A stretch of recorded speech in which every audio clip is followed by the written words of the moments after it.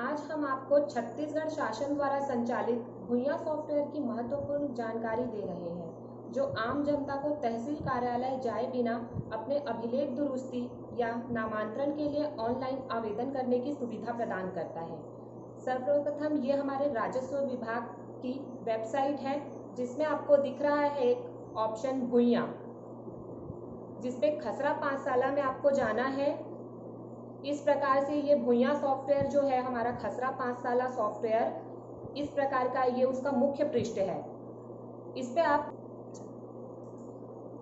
इस वेबसाइट में जाने के लिए ये राजस्व विभाग की वेबसाइट का URL है revenue.cg.nic.in, अथवा भुइयां सॉफ्टवेयर में डायरेक्ट जाने के लिए आप bhuiyan.cg.nic.in का भी उपयोग कर सकते हैं।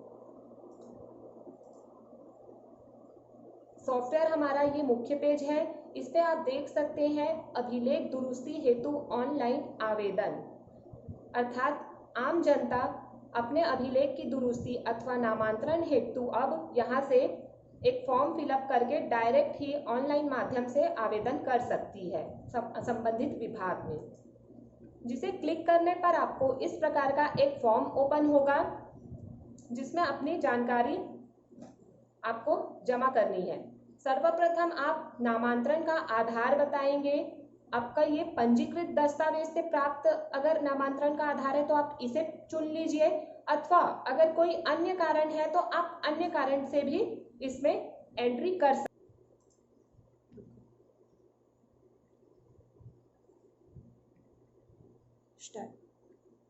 इसमें आपको 2 ऑप्शन दिख रहे हैं। पंजीकृत दस्तावेज, अगर आपको अभिलेख दुरुस्ती, अगर आपका कोई खरीदी बिक्री वाला केस है जिसके रजिस्ट्री के कागजात आपके पास है, तो आप पंजीकृत दस्तावेज के माध्यम से अपने रिकॉर्ड अद्यतन हेतु रिक्वेस्ट भेज सकते हैं। अथवा अगर आपका कोई ग्राम पंचायत का प्रस्ताव है, आदेश है, या फिर उत्तराधिकार का केस है, तो आप अन्य ऑप्शन के माध्यम से अपना आवेदन रजिस्टर कर सकते हैं। रजिस्टर्ड ये एक विभागीय वेबसाइट है। रजिस्टर्ड आवेदन स्वतः ही तहसीलदार अथवा पटवारी को उपलब्ध हो जाएगा, जिसके आधार पर वो वेरीफाई करके आपका अभिलेख दुरुस्ती की प्रक्रिया प्रारंभ कर सकते हैं। एक एग्जाम्पल आपको बताते हैं। पंजीकृत दस्तावेज के हिसाब से अगर आपको अपना आवेदन करना है तो आप इसमें नामांतरण का कारण इस प्रकार का है। ये नामांतरण का कारण चुन ले, विक्रय, और अपना जो रजिस्ट्री का क्रमांक होता है, जो कि CG करके एक नंबर, इस प्रकार का एक नंबर होता है, इसे आपको पूरा कैपिटल लेटर में एंट्री करना है। इस क्रमांक को डालते ही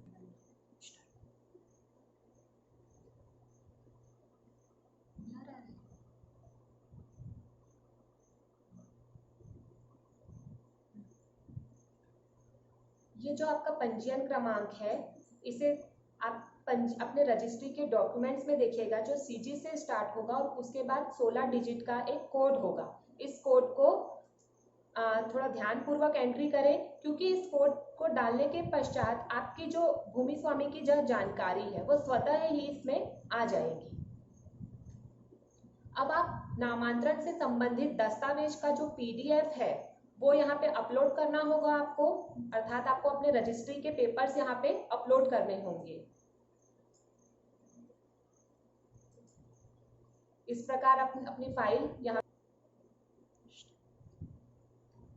ये पंजीयन क्रमांक डालने के पश्चात अगर रजिस्ट्री कार्यालय भी जो हमारा है वो भुइयां सॉफ्टवेयर से लिंक हो चुका है, जैसे ही कोई रजिस्ट्री होती है खरीदी बिक्री से संबंधित, तो वो भुइयां सॉफ्टवेयर में उसके डॉक्यूमेंट्स स्वतः ही आ जाते हैं अभिलेख दुरुस्ती हेतु।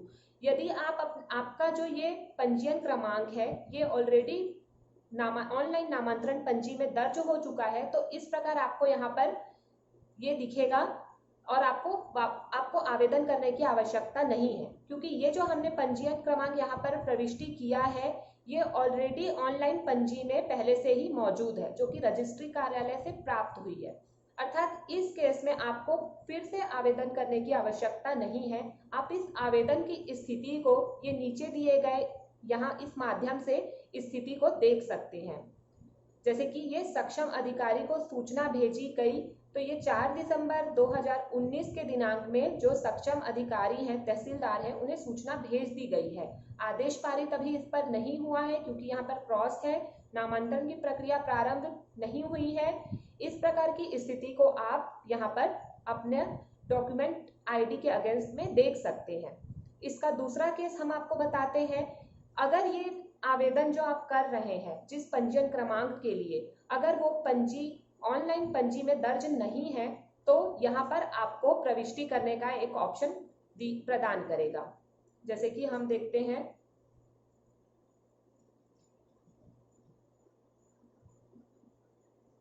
ये एक हमने पंजी क्रमांक डाला,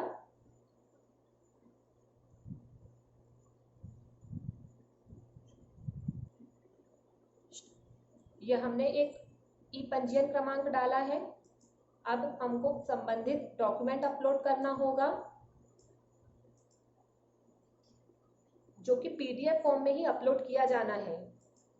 इस प्रकार का चूज फाइल करके आप एक अपना जो रजिस्ट्री के डॉक्यूमेंट्स हैं उसे यहाँ पे अपलोड करेंगे, जिससे क्या है, जो आपका जो रजिस्ट्री के पेपर्स हैं वो डायरेक्ट तहसीलदार और पटवारी की आईडी में उपलब्ध हो जाएगा, जिसका वेरिफिकेशन के पश्चात वे अभिलेख दुरुस्ती अपने एंड से कर सकते हैं। ठीक है, ये अपलोड किए गए दस्तावेज है। आप यहाँ एक से अधिक दस्तावेज भी अपलोड कर सकते हैं 1 बाय 1। अब ये अपलोड करने के पश्चात आपको अपना जिला चुनना है, तहसील चुनना है और किस ग्राम के लिए आप आवेदन कर रहे हैं वो ग्राम चुनना है। जैसे मैं यहाँ पर एक गांव ले लेती हूँ, बीरेझर ग्राम।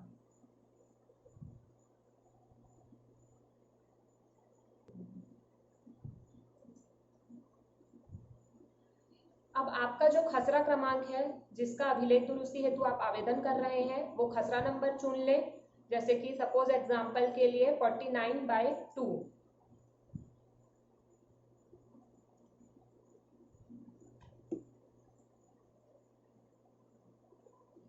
इस प्रकार खसरा नंबर चुनने के बाद इस खसरे के खाते से संबंधित समस्त खसरे यहाँ नीचे में, आपको इस खाते में एक ही खसरा नंबर है इसलिए एक ही आया। अगर एक से अधिक खसरे होंगे तो वो यह सारे खसरे यहाँ पे प्रदर्शित होंगे।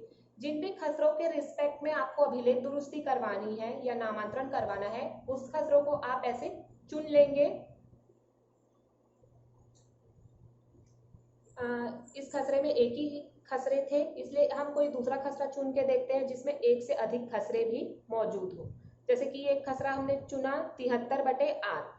इस खाते में 2 खसरे हैं, 73/1 और 73/8। आपको जिस खसरे के रिस्पेक्ट में अभिलेख दुरुस्ती कराना है उस खसरा नंबर को इस प्रकार से सेलेक्ट कर लीजिए। अब इससे क्या होगा, इस खसरा नंबर में मौजूद जो भूमि स्वामी की जानकारी है वो स्वतः वर्तमान भूमि स्वामी की जानकारी में आ जाएगी। देखिए इस प्रकार जो खसरा नंबर में जो भी ओनर डिटेल एंट्री है भूइयां में वो यहाँ पे आपको वर्तमान भूमि स्वामी की जानकारी में डिस्प्ले होंगी। और अब नामांतरण के पश्चात नवीन भूमि स्वामी या अथवा प्रस्तावित भूमि स्वामी जो होगा उनकी जानकारी हमें यहाँ पर दर्ज करनी है। तो इस प्रकार से हम नवीन जानकारी दर्ज कर लेंगे नवीन भूमि स्वामी की। सपोज राजा, पिता का या पति का नाम डालना है हमें।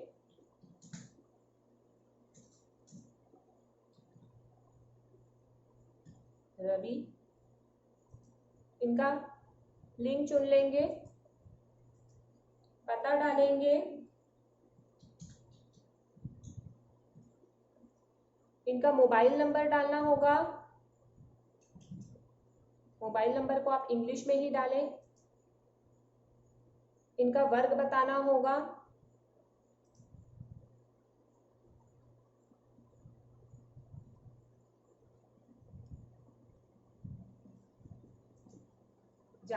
जाति चुन ले और आधार नंबर की प्रविष्टि करें। उसके पश्चात प्रथम भूमि स्वामी जोड़े। इस प्रकार आप एक एक करके भूमि स्वामी जोड़ लें। इस प्रकार यहाँ पे एक भूमि स्वामी की एंट्री हो गई। अगर एक से अधिक लोगों के नाम पर रजिस्ट्री हुई है तो आप 1 बाय 1 इस टूल के माध्यम से सभी की एंट्री इंडिविजुअल करें। एंट्री करने के बाद यहाँ पर एक वैलिड मोबाइल नंबर अपना दर्ज करें। इस मोबाइल नंबर पे ओटीपी प्राप्त होगा।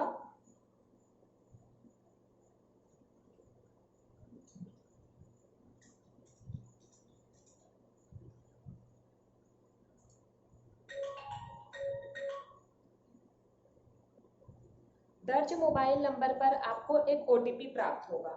जैसे हमारे मोबाइल नंबर पे ओटीपी प्राप्त हुआ है, इस ओटीपी को यहाँ पे प्रविष्ट कर लें। ओटीपी प्रविष्ट करने के बाद जैसे ही आप सुरक्षित करेंगे तो ये जो आपका आवेदन है ये सुरक्षित हो जाएगा और तहसीलदार की आईडी में और संबंधित पटवारी की आईडी में जाकर के उनकी पंजी में दर्ज हो जाएगा। इसी प्रकार ओटीपी डालने के बाद फाइनली पंजीयन करें पे क्लिक करेंगे। इस पर क्लिक करने के बाद एक आपको आवेदन क्रमांक जनरेट होगा जिसे आप सुरक्षित अपने पास रख लें फ्यूचर रेफरेंस के लिए। ये आपका इस प्रकार का एक आवेदन क्रमांक जनरेट होगा जो आपके दर्ज मोबाइल नंबर पर भी एसएमएस के माध्यम से इसकी जानकारी आएगी। इसे आप अपने फ्यूचर रेफरेंस के लिए सुरक्षित रख सकते हैं।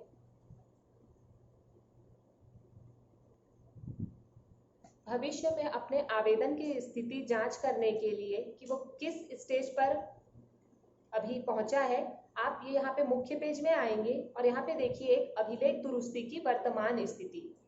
इस मेनू के माध्यम से आप अपने अभिलेख की जानकारी प्राप्त कर सकते हैं। इसमें जिला चुनना है, तहसील और अपना ग्राम। इस प्रकार से फिर यहाँ पे इस ग्राम हम बिरेझर के लिए एक आवेदन किए थे। बिरेझर में टोटल जितने भी आवेदन है दर्ज हुए हैं ऑनलाइन पंजी में उसकी जानकारी यहाँ पर आएगी। आपको आपके आवेदन की जानकारी देखने के लिए यहाँ पर अपना आवेदन क्रमांक से सर्च करें तो इस प्रकार से आपको जानकारी प्राप्त हो जाएगी। ये आपका आवेदन क्रमांक है। ये खसरा नंबर 73/1 के लिए आपने आवेदन किया था और इस प्रकार ये जिस स्थिति में इस पे आगे कार्यवाही होगी उसकी जानकारी आपको यहाँ पर डिस्प्ले होते जाएगी। तो इस प्रकार इस वीडियो के माध्यम से आपको बताया गया है कि आप स्वतः घर बैठे ऑनलाइन माध्यम से अपने आवेदन, अपने खसरा नंबर के अभिलेख दुरुस्ती अथवा नामांतरण हेतु कैसे ऑनलाइन आवेदन संबंधित विभाग में कर सकते हैं। धन्यवाद।